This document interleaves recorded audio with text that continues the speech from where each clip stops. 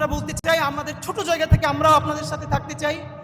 এর পরের প্রোগ্রাম আমরা দেখতে চাই গুলশানের ওয়েস্টিন অথবা কোনো 5 স্টার হোটেলে আপনারা শাপলার যত ডকুমেন্টেশন আছে, আপনারা অন্তত 51 জন শহীদের তালিকা দিয়েছেন, 51টা পরিবার, তাদের প্রত্যেকের ডকুমেন্টেশন ইংলিশে এবং আরবিতে করে যতগুলো এম্বাসি আছে প্রত্যেক রাষ্ট্রদূতকে দাওয়াত দিয়ে এরপরে 5 স্টার হোটেলে প্যারালালি ইংলিশ এবং আরবিতে ব্রিফ করতে হবে খুনি হাসিনা দিল্লির সহযোগিতায় কিভাবে বাংলাদেশে গণ চালিয়েছে। বেশ কিছু ছেলেরা খুব ভোরে সম্ভবত বোখারি শরীফ বুকে নিয়ে ওখানে লাইনে দাঁড়িয়েছিলেন, তারা তাদের উস্তাদের কাছে বোখারির সবক নিতে চান। তো উনি সেই জেলের গাড়ির মধ্য থেকে বলছেন, এই পড়া ছাড়বা না, এইভাবে পড়বা। আমি ভাবি আসলে এই যে মাদ্রাসা শিক্ষা, মাদ্রাসার শিক্ষক ছাত্র জুলুম, এই নিয়ে তো প্রচুর কথা বলি, কিন্তু সত্য কথা এই পরিবেশটা আসলে বোঝা যায় মানে রুহানিয়াত এমন জিনিস, মানুষ নিজের চেয়ে নিজের উস্তাদকে ভালোবাসতে পারে, এটা মনে হয় সম্ভবত খুব কাছ থেকে না বুঝলে আসলে না চিনলে মানুষ বুঝবে না। তো শিক্ষক উনি যখন বলছেন যে এরকম পড়তে শুরু করবা, পড়া ছাড়বা না, তখন সেই ছেলেগুলো বুকে বোখারি শরীফ জড়াই ধরে কাঁদতেছে রাস্তার মধ্যে, হ্যাঁ হুজুর এটা শুনবো। তো এই সময়টা আমার খুব মনে পড়ছে। আর আজকে এখানে এসে আপনাদের কাছে শুধু একটা কথা বলতে চাই, বিনীত অনুরোধ। আপনারা দেখেছেন যে আমরা 3টে গণহত্যার কথা সবসময় একসাথে বলি। আমরা বলি জুলাই, পিলখানা ও শাপলা গণহত্যা। আমরা যতবার বলেছি জুলাই নিয়ে কমিশন হয়েছে, অনেক সমালোচনার পরে পিলখানা নিয়েও একটা কমিশন করা হয়েছে। যদিও বলে রাখি সেই পিলখানার প্রকাশ্য প্রতিবেদন আসবে কিনা আমরা জানি না, কিন্তু ঠিক কোন কারণে শাপলা নিয়ে এখন পর্যন্ত একটা গণহত্যা কমিশন করা যায় নাই? তাহলে এই শাপলার রক্ত কি রক্ত বলে মনে হয় না? শাপলার মানুষের মাথায় টুপি, মুখে দাড়ি, তারা অনেকে গরিব, তারা প্রান্তিক, পশ না, আরবান মিডল ক্লাস না, তাদের তকতকে কোনো প্রতিষ্ঠান নাই, মানে এই জন্য কি সে নাগরিক হয়ে উঠতে পারে নাই? তার রক্তের কি এক ফোঁটা দাম নাই? আমরা হাজারবার, ইভেন ডক্টর ইউনূস সাহেব একবার দেখলাম জাতিসংঘকে অ্যাড্রেস করে বলছেন যে আপনারা আসেন, আপনারা এখানে শাপলার প্রতিবেদন, শাপলা নিয়ে তদন্ত করেন। এরপরে আর কেউ কথা বলছে না। আপনাদের কাছে আমার শুধু একটা দাবি, অনেকে বলেছে যে আমরা যে ইনসাফের রাষ্ট্র বলি, ইনসাফের সমাজ যে কায়েম হচ্ছে এটা বুঝবো কিভাবে? এটার আমি প্রথম বলেছি, যেদিন শাহবাগ, সমস্ত শাহবাগ দাঁড়িয়ে প্রকাশ্য ক্ষমা চেয়ে শাপলার বিচারের জন্য রাস্তায় নামবে, সেই দিন বাংলাদেশে যে ইনসাফ কায়েমের প্রারম্ভ হয়েছে সেটা আমরা বুঝতে পারবো। এইখানে যাদেরকে আমরা দেখছি এরা তো শাপলার ভিকটিম। তো শাপলার বিচার কি শুধু শাপলার ভিকটিমরা চাইবে? শাপলার বিচার কি শুধু যার বাবা শহীদ হয়ে গেছে সে চাইবে? শাপলার ভিকটিম কি শুধু মাদ্রাসার ছেলেগুলোরই চাইবে? তাহলে বাকি যারা বাংলাদেশের নাগরিক তাদের কি শাপলার বিচার লাগবে না? আমরা শাপলার বিচার চাই না বলেই তো এই আবার আমাদের হুজুরেরা তারা অনেক সময় অন্য বিচার চায় না, এবং আমরা তখন বলি তারা কেন আমাদের পক্ষে কথা বলে না। এই বিভাজন ভেঙে শাপলা গণহত্যার জন্য কমিশন করতে পারতেই হবে আমাদেরকে। আমি আপনাদের কাছে বিনীত অনুরোধ করে যাই আজকে এবং আমি সত্য কথা বলি, প্রথম দিক থেকে আমার ভীষণ মন খারাপ। আমি কওমি অঙ্গনের সাথে অনেকের কাছে বলেছি, বিচারও দিয়েছি দাবি নিয়ে, অধিকার নিয়ে, যে প্রায় জুলাই 10 মাস হয়ে গেল, এখন পর্যন্ত ইভেন হেফাজত থেকে শাপলা নিয়ে বড় কোনো প্রোগ্রাম নাই কেন? আমরা ছোট পরিসর থেকে, আমরা তো আমাদের মতো করে বলবো, আমরা তো ধর্মীয় দৃষ্টিকোণ থেকে না বলে আমরা একটা ন্যাশনাল ইন্টারেস্টের জায়গা থেকে বলি। হেফাজতকে আমরা ধর্মীয় গোষ্ঠী মনে না করে আমরা তাদেরকে নাগরিক কাউন্ট করে বলবার চেষ্টা করি, কিন্তু তাকে তো অনেক ফোর্স থেকে অনেক জায়গায় বলতে হবে। তো অত্যন্ত ধন্যবাদ যে অন্তত শাপলা স্মৃতি সংসদ অফিসিয়ালি করা হলো, এইটা শুরু হলো।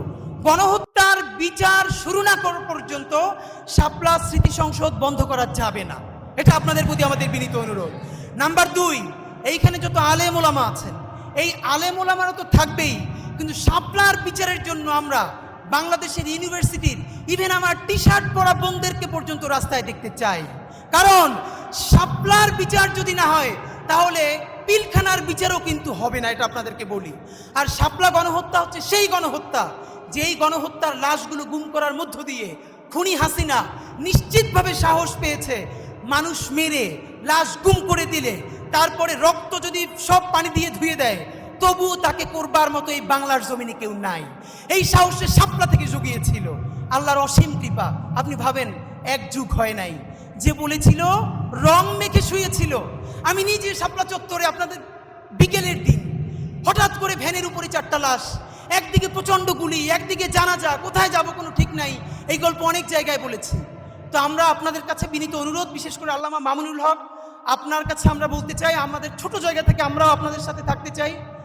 এর পরের প্রোগ্রাম আমরা দেখতে চাই গুলশানের ওয়েস্টিন অথবা কোনো 5 স্টার হোটেলে আপনারা শাপলার যত ডকুমেন্টেশন আছে, আপনারা অন্তত 51 জন শহীদের তালিকা দিয়েছেন, 51টা পরিবার, তাদের প্রত্যেকের ডকুমেন্টেশন ইংলিশে এবং আরবিতে করে যতগুলো এম্বাসি আছে প্রত্যেক রাষ্ট্রদূতকে দাওয়াত দিয়ে এরপরে 5 স্টার হোটেলে প্যারালালি ইংলিশে এবং আরবিতে ব্রিফ করতে হবে খুনি হাসিনা দিল্লির সহযোগিতায় কিভাবে বাংলাদেশে চালিয়েছে।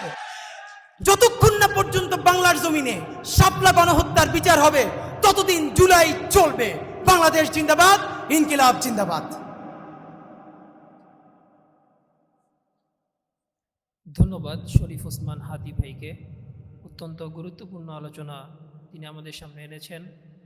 আজকে আমরা সেই কথা আবারও স্মরণ করছি আমাদের প্রাণপ্রিয় রাহবার আল্লামা মামুনুল হক দামাত বারকাতুহুম সেই পুলিশের যে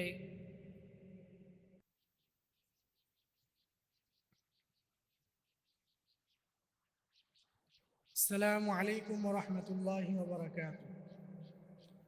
নাহমাদুহু ওয়া নুসাল্লি আলা রাসূলিহিল কারীম, আম্মা বা'দ। আমি মোহাম্মদ রাশেদুল ইসলাম, আমার বাড়ি সিরাজগঞ্জ জেলার কাজীপুর থানা জজিরা। আমি তখন মিজান পড়তাম যখন 2013 5ই মে শাপলা চত্বরের এই আন্দোলনটা হয়। সেই আন্দোলনে এসে 5ই মে রাত্রিতে গুলিবিদ্ধ হয়ে আমার ডান পা কেটে ফেলা হয়। কাটা না হলেও চলতো, কিন্তু তাদের একটা কুচক্রে আমার পাটা কেটে ফেলা হয়। পায়ে 2টা গুলি লেগেছিল। আমাকে হসপিটালগুলোতেও ভর্তি করা হয়নি। 3 দিন যাবৎ বাংলাদেশ মেডিকেল কলেজে রেখে এরপরে পঙ্গুতে পাঠিয়ে দিয়ে সেখান থেকে আমার পাটা কেটে ফেলা হয়।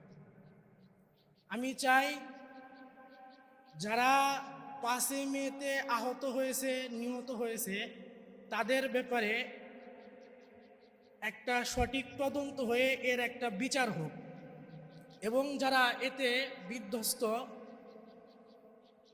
যারা তাদের যে সমস্যাগুলো রয়েছে সেই সমস্যার যেন একটা চিরস্থায়ী সমাধান হয়, এবং যারা বিভিন্ন ধরনের হয়রানির মধ্যে রয়েছে তারা যেন এই হয়রানি থেকে চিরতরে মুক্তি পেয়ে যায়।